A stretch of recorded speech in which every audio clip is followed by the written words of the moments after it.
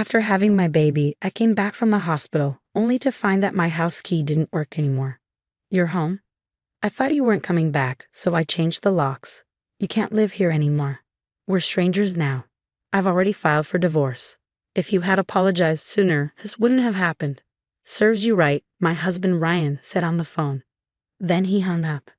I stood there, holding my newborn, staring at the useless key in my hand.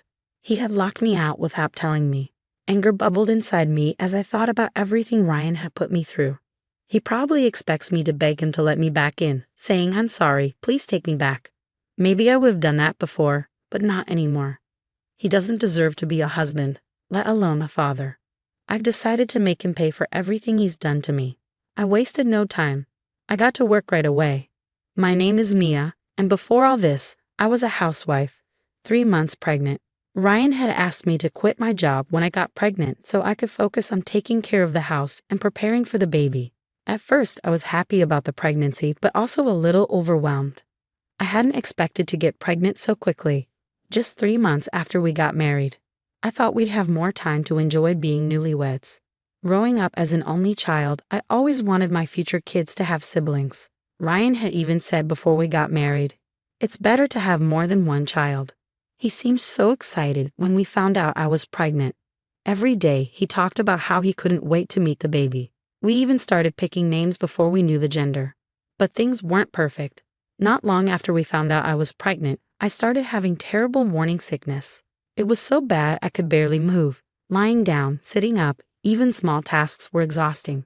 The house got messy because I couldn't clean or cook properly. Ryan didn't say much at first, but I could tell he wasn't happy. His annoyance grew when I started going to bed early, too tired to wait up for him to come home from work. I wanted to smile at Ryan, to listen to him talk about his day, but I didn't have the energy. "Hey, can you clean the room already? There's so much dust everywhere. And we're always ordering food. I want home-cooked meals. Is this really how it's going to be when we're newlyweds?" He complained one day on his day off. I wanted to snap back, "Why don't you do it yourself?" But I bit my tongue and forced a smile. I've told you before, my morning sickness still hasn't gone away. It's really hard for me right now. I'd appreciate it if you could help out a little. You're going to be a dad soon, so I hope you can understand and pitch in. I was proud of myself for speaking calmly without losing my temper, but Ryan just brushed me off. No, pregnancy and childbirth are a mother's job. There's nothing I can do. You know that. You need to deal with morning sickness and take care of the house until the baby's born, or we'll never manage. I'll spoil the baby once it's here, so don't worry about me. It was around noon, and he left to go out for lunch. Lately he'd been going out to eat and returning home late, sometimes without bringing anything back for me. I don't hate Ryan. I married him because I loved him. But he doesn't take care of himself, and when things don't go his way, he sulks like a child. Before we married, he'd complain if I canceled dates because of work. To make him happy, I'd take him out to eat or comfort him. When he came to visit my house, he'd complain about the cleaning or the food. Back then, I laughed it off. But now that we were living together, his behavior was becoming unbearable. I kept my feelings to myself, hoping things would change once the baby came. One night, I woke up to a dark house. Ryan, who had gone out for lunch, still wasn't back. I felt relief that he wasn't there, but also emptiness. As I looked around the messy room, the word divorce crossed my mind. But when I thought about the baby growing inside me, I hesitated. Was it wrong to consider leaving? Days passed, and those thoughts kept weighing on me. Then, one day while I was eating, I felt something wet running down my legs. Could it be my water breaking? I panicked and rushed to check. Soon I felt pain in my belly. I was a few days away from my due date, and I was terrified. I called Ryan, who was at work, but he scolded me for not sticking to the schedule and refused to leave work. He had promised to leave work when I went into labor, but this was the reality. I decided not to focus on Ryan's neglect. I needed to focus on giving birth safely. I called for an ambulance and was rushed to the hospital. Even when I arrived, I struggled with the pain of labor. Once the pain eased up, I called my mom and my mother-in-law, and they came to the hospital right away. I kept checking my phone, hoping for a message from Ryan. There was nothing. Eventually, I stopped worrying about him. After a long, painful labor, I finally gave birth to my beautiful child. I rested for a while on the delivery table before being moved to a private room.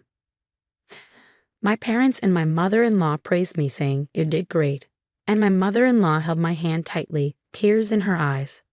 Then, suddenly, she seemed to remember something and said, "Wait, Ryan hasn't come yet, has he?" Everyone in the room realized at the same time and began asking, "Where is he? What's going on?" I had almost forgotten about my husband. I pulled out my phone and called him. "Hey, where are you?" "The baby is here. Everything went well. I want you to come now. Everyone's waiting," I said. "Good job with the baby, but you're wrong," Ryan responded. "First, apologize to me. Say sorry for not keeping me updated, for the baby coming earlier than planned, and for messing up the schedule. It's your fault I couldn't be there. I feel bad for the baby since she came out early. Anyway, I still have work, so I can't come. Bye." He hung up. At that moment, I covered my face and started crying loudly. My confused parents and in-laws asked what was wrong, and I couldn't hold back anymore. I told them everything about how Ryan had been acting lately. Everyone was furious after hearing what had been happening.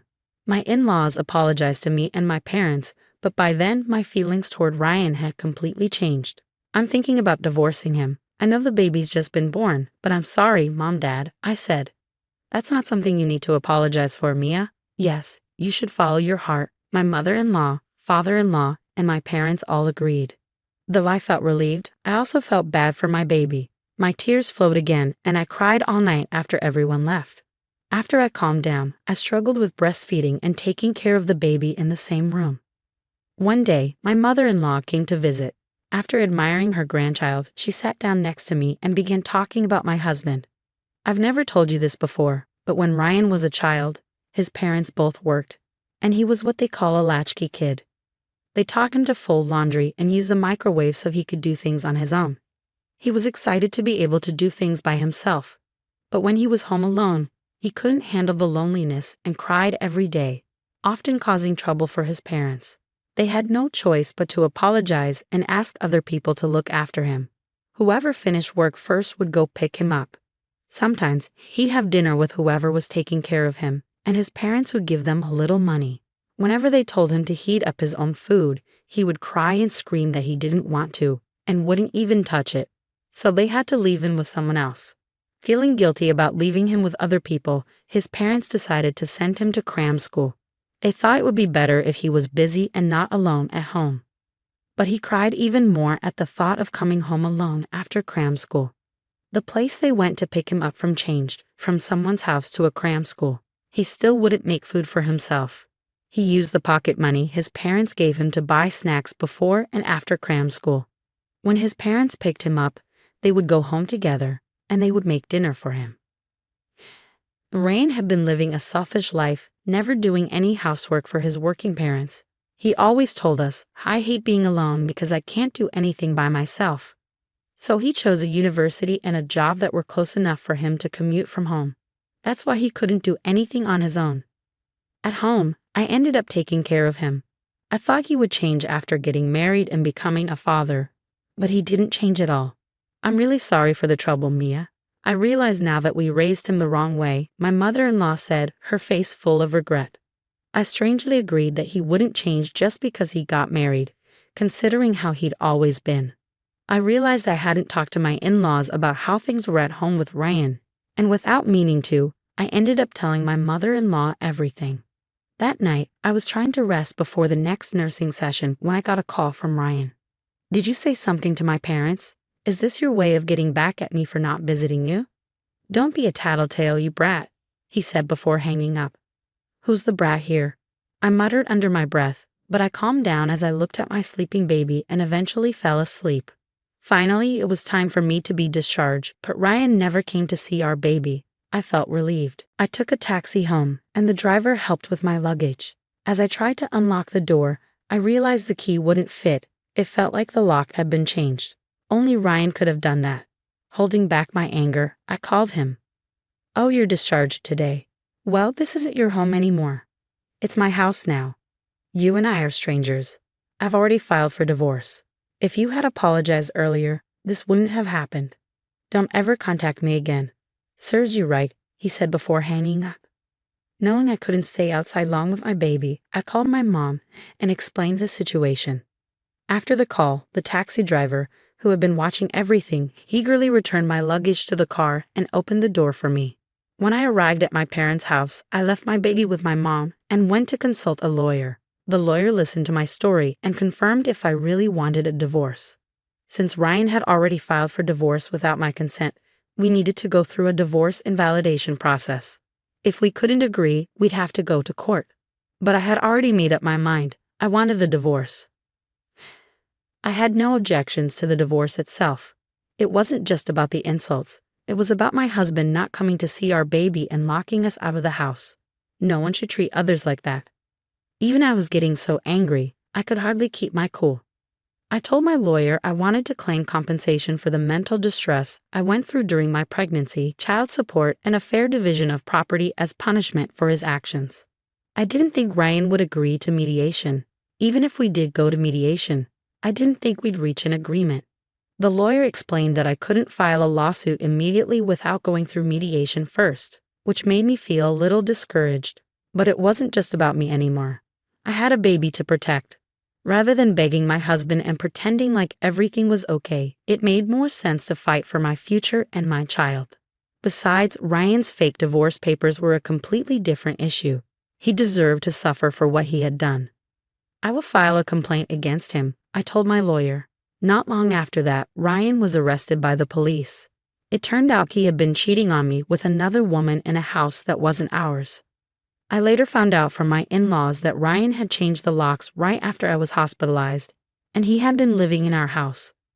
But he couldn't handle the mess and the dirty dishes, so he moved in with his mistress. He was living there without a care until the police came and arrested him. When I told my in-laws that I had consulted a lawyer, they tried to reach Ryan and even went to our house. But they couldn't get through to him. He hadn't gone back to his parents' house either. They wondered where he could be, but never imagined he was cheating. It turned out the affair had been going on for a few months. There had been signs. He'd leave during the day and come home late at night, saying he was working overtime. At the time, I was suffering from morning sickness and dealing with my selfish husband. Honestly, I thought having some time alone might be better. Maybe I was pretending not to notice what was really going on. Ryan kept blaming me, saying things like, "I'm not at fault. It's Mia's fault for leaving me alone," to the police and lawyers. He acted like a child, crying and wailing, unable to take responsibility for what he had done. During the lawsuit, he realized that the more he insisted on being innocent, the worse it made things for him. Then, for the first time since we met, he apologized to me, saying, "I was wrong about everything. Let's start over. I want to see my baby." Since we never met face to face, I heard everything through my lawyer. When Ryan told me to clean up for once, I was already extremely irritated. But his apology and selfish demand became the most irritating moment of my life.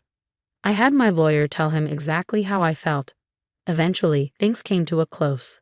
I got a fair share of the property and even received more compensation for emotional distress than I expected, especially considering Ryan's infidelity. Since the house was in Ryan's name, I gave it to him without hesitation. I didn't want to live in that messy, foul-smelling house anyway. As for child support, we agreed that he would pay monthly. But I later heard from my mother-in-law that he had quit his job and started working part-time after everyone at his company found out about the affair. He tried to move back in with his parents, but my father-in-law scolded him and told him he was never welcome there again. So Ryan sold the house we lived in and is now staying somewhere else. I don't expect much from the child support, considering his situation. However, my in-laws offered to help out for the sake of their grandchild. They said they would contribute separately from Ryan. I couldn't accept money from them, but I was deeply grateful for their kindness. Now I'm back at my parents' house. With their support, I'm taking some time to rest, both physically and mentally. One day, I plan to move out with my child and start working. I'll live a simple but happy life. I'll do my best.